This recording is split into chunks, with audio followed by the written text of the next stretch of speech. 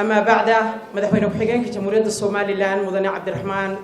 عبد الله إسماعيل سيلعي وزير كوزارة دلنيرة عيارها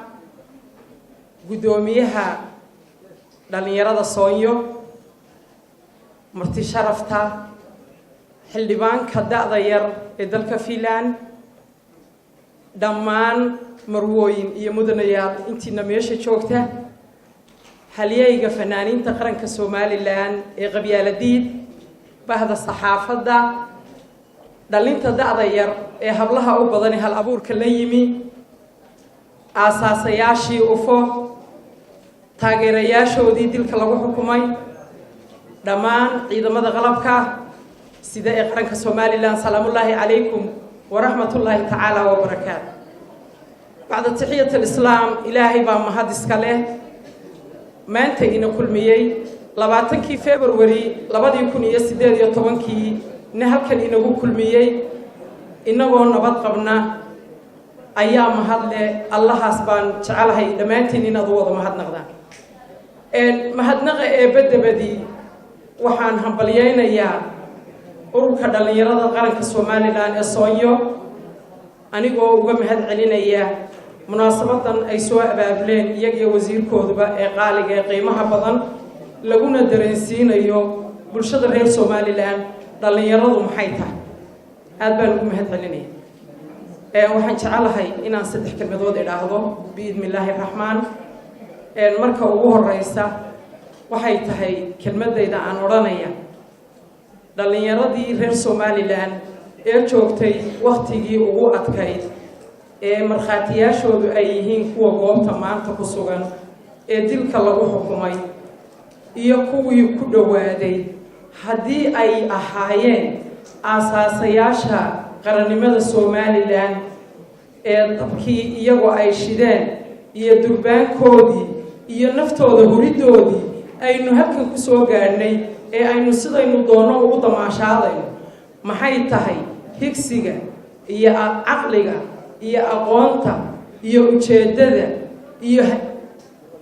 macnaha fakarka ay doonayaan inay gaaraan dhalinyarada maanta joogta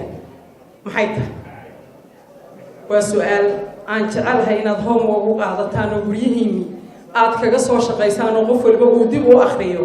waxa uu isagu fakarkiisu yahay ee uu maanta ka shaqeynayo runtii ilaahay baa mahad iskale mar labaad waxaan u mahad celinayaa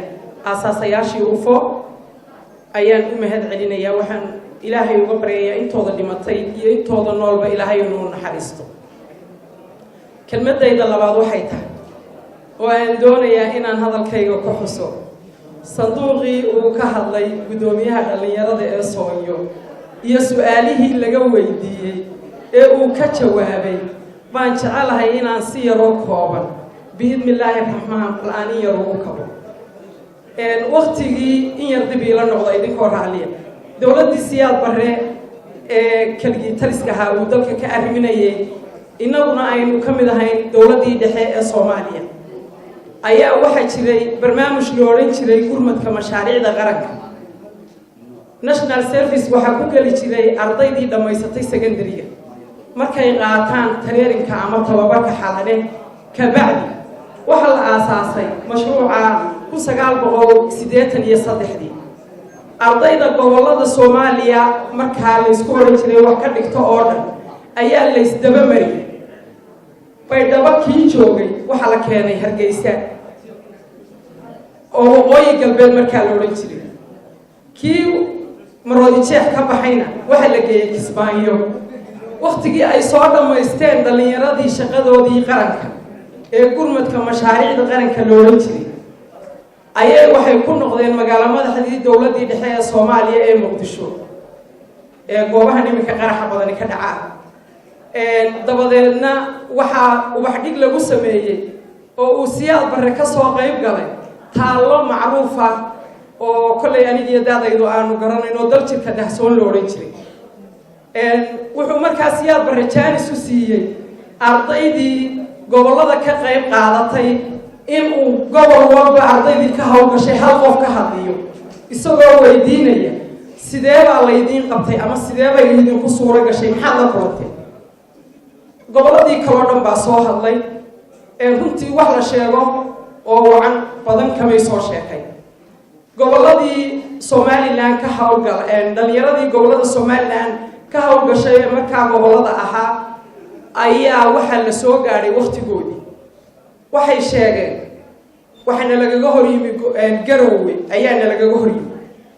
waxana lagaga hor yimi Laascaanood baana lagaga hor yimi Burcaana lagaga hor yimi Hargeysaana lagaga hor yimi ilaa Awdal bay socdeen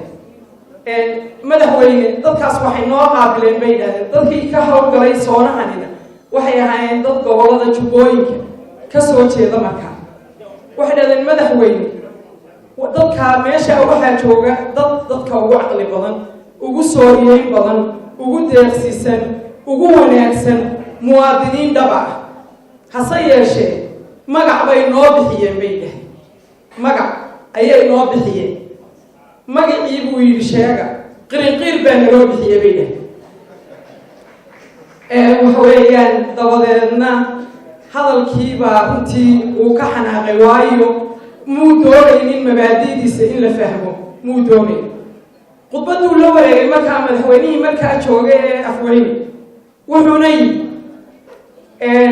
runtii ma aha buu yidhi magacan ay idinka idiin bixiyeen mid ay kaligiin idinku dhibaataynayaan dadka gobollada waqooyi ku nool maaha waxaanu keenay buu yidhi gaadiid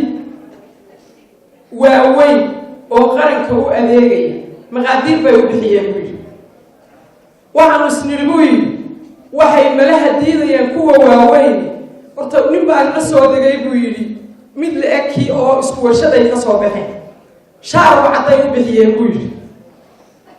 kii qaranka loogu adeegayana maqaadiir bay u bixiyeen waxaanu isnidhi buu yidhi waxay diidayaan noocan iminka aad keenteen ee nooc malaha ka yaryar keena nin shiciba ayaanu warshad ka soo wada qaadanay waxay u bixiyeen buu yidhi kii ninka keligii lahaa gararan ayay u bixiyeen buu yidhi kii qaranka loogu adeegayana fardajaan bay yidhaahdeen buu yidhi markaa iimaanka allaha ka qaaday buu hadalkiisii kusoo koobay maaha dhibaatada ay ku hayaan qaranka Soomaaliya idinka oo kaliya maaha dadka waqooyiga ku nool ujeedada aan u dan leeyahay ama onkadkayga iyo dilaankaygu wuxuu yahay dadka had iyo gooraale sida qaldan u fikira maanta bulshadeena ku dhex nool runtii xorriyad talqawlka ku helay kuwa maanta inala fadhiya dilka lagu xukumay Ilaahay ka badbaadiyay iyo kuwii u dhintay dhiigoodii iyo noloshoodii iyo mustaqbalkoodii waxa weeyaan waxyaabaha ay ka hadlaan ama ay ku hadlayaan ayaa sanduuqaas oo kaliya abansoonyo leeyahay oo sida sanduuqa uga hadlaya marka waxba yaanay idin dhibaataynina horaa loo soconaya waxa weeyaan gabagabadaydii waxaan leeyahay wuxuu yidhi nimankaan looda idii casay laanta ugu duugay wax la liqiyo xoolaba raggaan ugu laxaad yeelay aan lacagta jeebka ugu guray lahon lohiy caydha hadday aniga leebkiiyo warmaha ii lisanayaani wax laasime nin liitiya habow laaxinkood baday libgad iyo abaalkamana waa loo gooniya waxaan leeyahay dadka had iyo gooraale dhaawaca iyo kala faquuqa iyo fidmada qaranka Somaliland iyo waxyeeladooda ka fikiraya sida saxa qalbigooda iyo maskaxdooda ha u shaqeyso aqoontuna waa ta wax lagu dhiso ee ta wax lagu baabi'iyo qaranka uma aha. Wassalaamu calaykum wa rahmatullahi